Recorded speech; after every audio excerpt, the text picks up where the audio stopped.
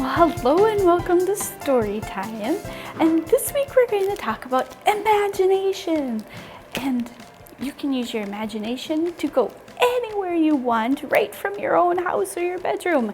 And books are great for that because you can read a book and it can take you all kinds of places all around the world, even places that aren't real, because you just make them all up in your head. So our first story today is Harold and the Purple Crayon by Crockett Johnson.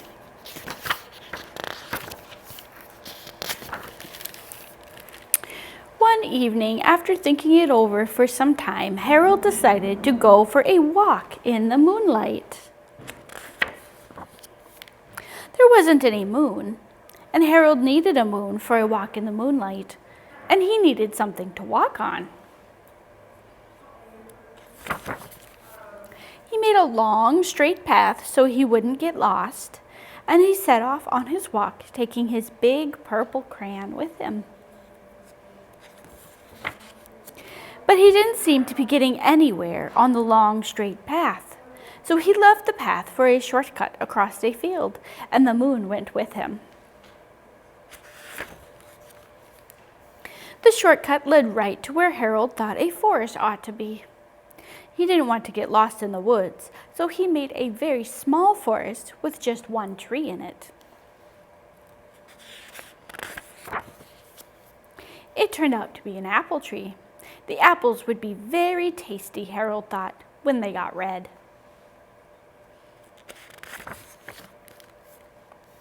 So he put a frightening dragon under the tree to guard the apples. It was a terribly frightening dragon. It even frightened Harold. He backed away. His hand holding the purple crayon shook. Suddenly he realized what was happening, but by then Harold was over his head in an ocean. He came up thinking fast, and in no time he was climbing aboard a trim little boat. He quickly set sail, and the moon sailed along with him. After he had sailed long enough, Harold made land without much trouble. He stepped ashore on the beach, wondering where he was. The sandy beach reminded Harold of picnics, and he thought of picnics made him hungry. So he laid out a nice, simple picnic lunch. There was nothing but pie, but there were all 9 kinds of pie that Harold liked best. When Harold finished his picnic, there was quite a lot left. He hated to see so much delicious pie go to waste. So Harold left a very hungry moose and a deserving porcupine to finish it up. And off he went, looking for a hill to climb to see where he was. Harold knew that the higher up he went, the further he could see, so he decided to make a hill into a mountain. If he went high enough, he thought he could see the window of his bedroom. He was tired, and he felt he ought to be going to bed. He hoped he could see his bedroom window from the top of the mountain. But as he looked down over the other side, he slipped, and there wasn't any other side of the mountain. He was falling in thin air. But luckily, he kept his wits and his purple crayon. He made a balloon, and he grabbed onto it. And he made a basket under the balloon big enough to stand in. He had a fine view from the balloon, but he couldn't see his window. He couldn't even see his house. So he made a house with windows, and he landed the balloon on the grass in the front yard. None of the windows was his window. He tried to think where his window ought to be. He made some more windows. He made a building full of windows. He made lots of buildings full of windows. He made a whole city full of windows.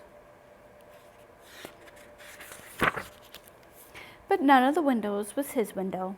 He couldn't think where it might be.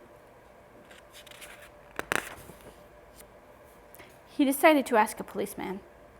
The policeman pointed the way Harold was going anyway, but Harold thanked him. And he walked along with the moon, wishing he was in his room and in his bed. Then suddenly Harold remembered. He remembered where his bedroom window was, and when there was a moon. It was always right around the moon. And then Harold made his bed, and he got in it, and he drew up the covers. The purple crayon dropped on the floor, and Harold dropped off to sleep. So Harold drew his adventures out. You can do that with a bit of paper and some crayons.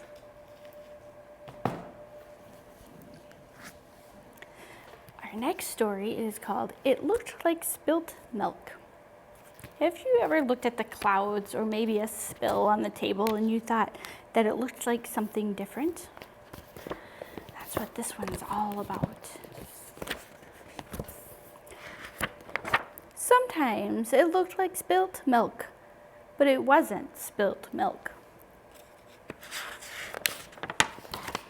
Sometimes it looked like a rabbit, but it wasn't a rabbit. Sometimes it looked like a bird, but it wasn't a bird. Sometimes it looked like a tree, but it wasn't a tree. Sometimes it looked like an ice cream cone, but it wasn't an ice cream cone. Sometimes it looked like a flower, but it wasn't a flower. Sometimes it looked like a pig, but it wasn't a pig. Can you guess what it might be? Sometimes it looked like a birthday cake, but it wasn't a birthday cake. Sometimes it looked like a sheep, but it wasn't a sheep. Sometimes it looked like a great horned owl, but it wasn't a great horned owl. Sometimes it looked like a mitten, but it wasn't a mitten. Sometimes it looked like a squirrel, but it wasn't a squirrel. Sometimes it looked like an angel, but it wasn't an angel. Sometimes it looked like spilt milk, but it wasn't spilt milk. It was just a cloud in the sky. The end.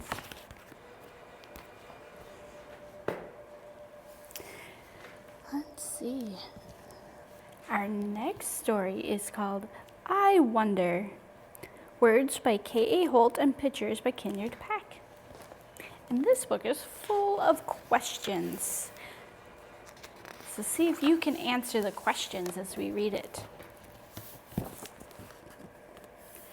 What if the sun is really a kite?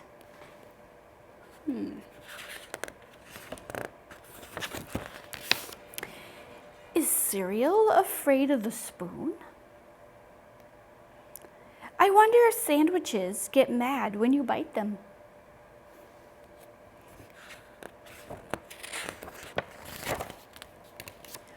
What if the ocean is one big water bottle?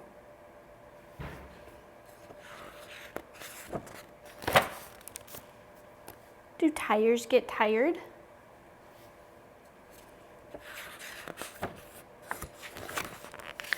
I wonder if dragonflies dog paddle. Do bubbles tickle everything they touch?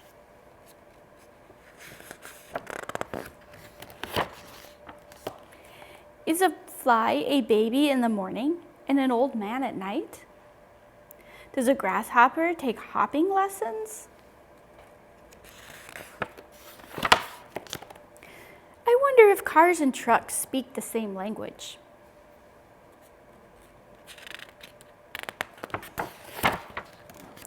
Do windmills ever get tired? Where are all the unicorns hiding? I see one, but there's others hiding on the page. I wonder if a boy ladybug are called boy bugs. What do clouds taste like?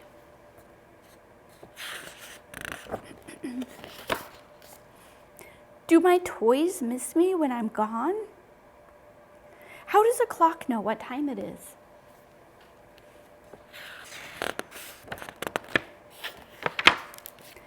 I wonder if shoes feel sad when they don't fit me anymore. Could there be a galaxy in my belly button?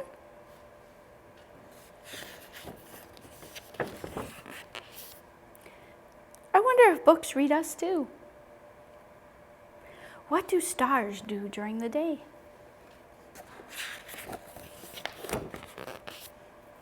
Is wind made or born?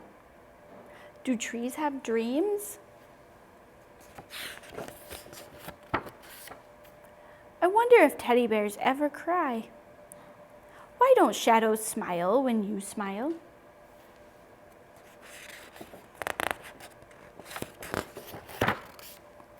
I wonder how tomorrow knows how to get here. I wonder why I wonder so much. Because you are wonderful. And that's the end of that one.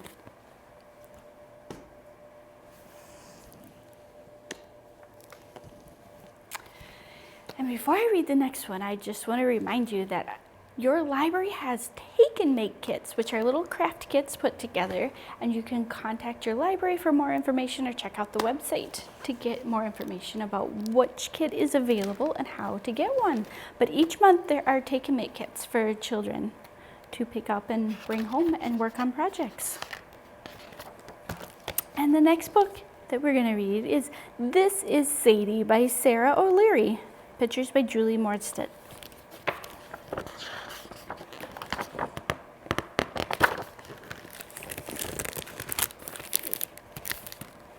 This is Sadie. No, not that. That's a box. Sadie is inside the box. Wait, do you hear? Sadie said she's not inside a box at all. I'm on an enormous boat, she says, crossing a wide, wide sea. Here is Sadie now. She's looking for land, only she's not looking very hard.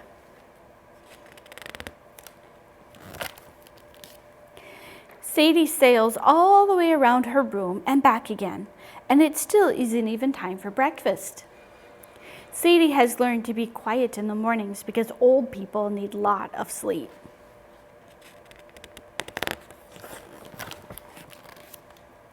When it is time to start the day, Sadie tidies her room. And then she chooses a dress. Don't tell the others, she whispers, but you are my favorite.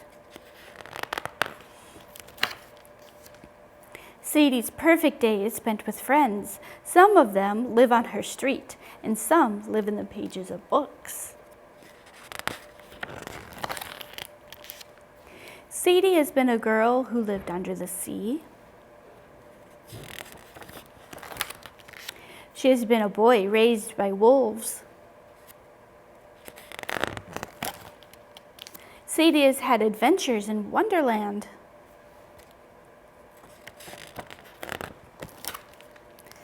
And she has played the hero in World of Fairy Tales.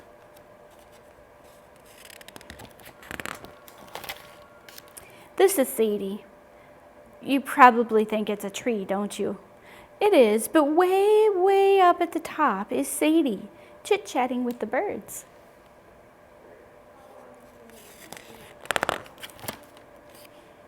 Sadie has wings, of course. They're just very, very hard to see. Still, she knows they are there. Maybe you have them too. Have you checked?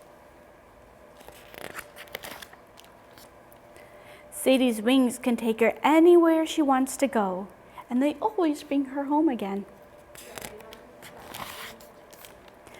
The days are never long enough for Sadie. So many things to make and do and be. Sadie likes to make boats of boxes and castles out of cushions, but more than anything, she likes stories because you can make them from nothing at all. This is Sadie, and this is her story.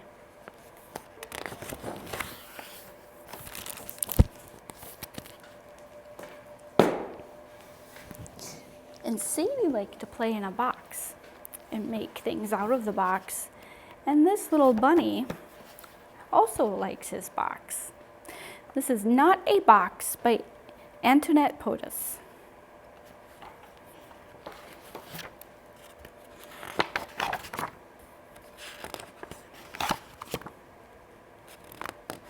And it's dedicated to children everywhere sitting in cardboard boxes. Why are you sitting in a box? It's not a box.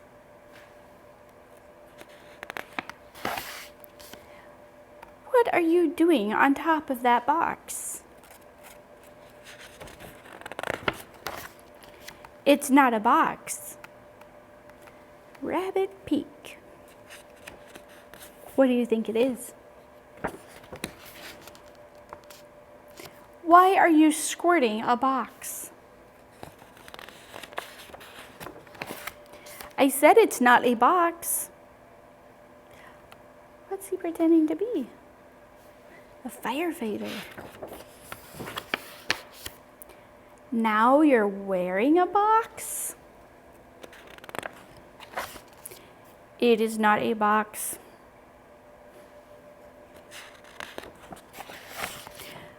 Are you still standing around in that box? It's not a box.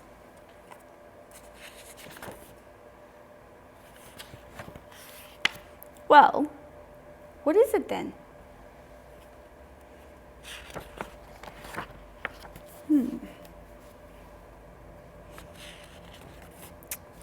What do you think? It's my not a box. And off he goes to space. So a box could be anything you want. That's a pretty cool thing. And this one is a brand new book we just got in called Once Upon a Unicorn's Horn by Beatrice Blue.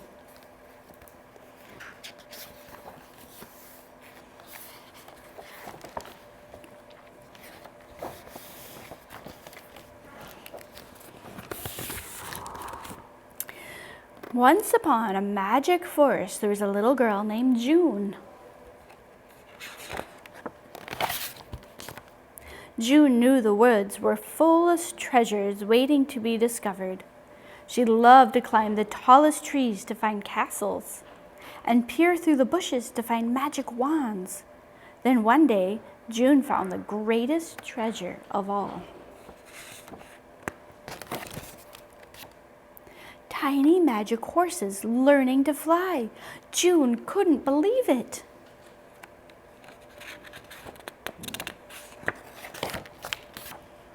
They shook their soft fur, fluttered their sparkly tails, and whizzed into the air. But there was one little horse that wasn't flying. He looked very sad.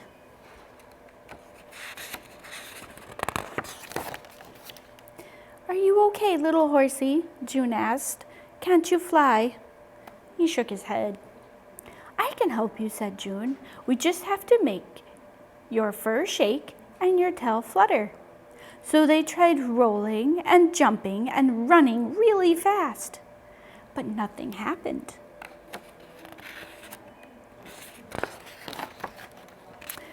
I guess we'll have to use magic, said June. She rummaged through her box of treasures until she found her most powerful magic wand. June swooshed a big swoosh and wished a big wish. But it still didn't work. The little horse was sadder than ever, and so was June. As soon as she got home, Mom and Dad could tell something was wrong. Not even her favorite dinner could make her smile. June told them all about the tiny horse. I tried to help, but my magic wand didn't work, she said. I think it's broken.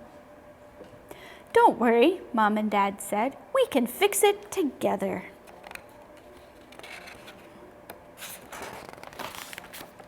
How? Asked June. Let's start by trying to cheer up your friends, said Mom. Tomorrow we'll think of all the things a little horse might like, said Dad. So the next morning everyone thought hard. Something sweet? Asked June. Something happy? Asked Dad. What about something to share? Asked Mom. I know, said June. Let's give him an ice cream cone.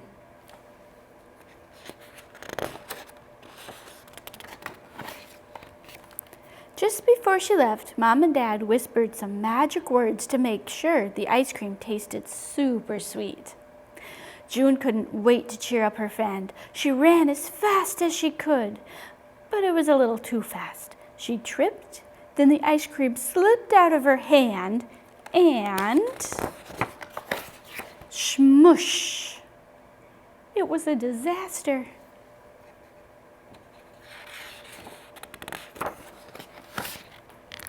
But then June saw that the little horse liked his new horn very much. He smiled, then he laughed, then he shook his fur and fluttered his sparkly tail. And it worked!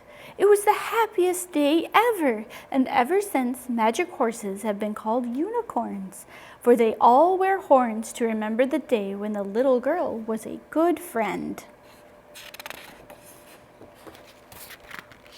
June often wears one too, and she never forgets the magic words. My magic is deep inside. I don't need a wand to fly.